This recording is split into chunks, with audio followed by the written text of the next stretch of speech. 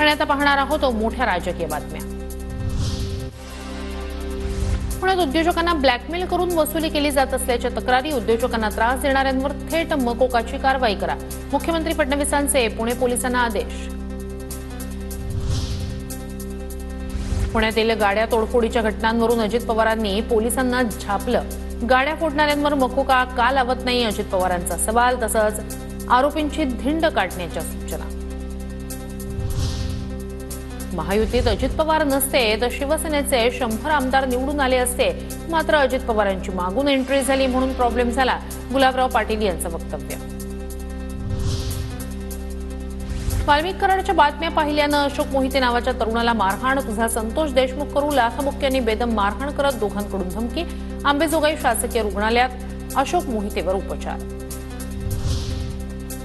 वाल्मिक कराडची बातमी का बघतो असं विचारत समर्थकांकडून आमच्या मुलाला मारहाण, पोलिसांकडून तक्रार घेण्याचाही विलंब झाला, अशोक मोहितेच्या कुटुंबियांचा आरोप। अशोक मोहितेला मारहाण करणारे तरुण आरोपी कृष्णा आंधळेचे मित्र वैजनाथ बांगर, अभिषेक सानपच्या स्टेटसवर आंधळेचा फोटो। दोन्ही तरुणांनी कृष्णा आंधळेच्या वाढदिवसानिमित्तानं ठेवलं होतं स्टेटस। सुरेश धस यांनी अशोक मोहितेच्या मारहाणीचा मुद्दा मुख्यमंत्र्यांपर्यंत पोहोचवावा, प्रत्येक स्तरावर गुंडगिरी, फक्त वाल्मिक कराडच भजन करून चालणार नाही, संजय राऊतांचा हल्लाबोल। अक्षय शिंदेंच्या कुटुंबियांकडून केस लढण्यास नकार, आमच्यावर कुणाचाही दबाव नाही, धावपळ जमत नसल्यानं केस लढू शकत नाही, अक्षय शिंदेंच्या कुटुंबियांची कोर्टाला विनंती।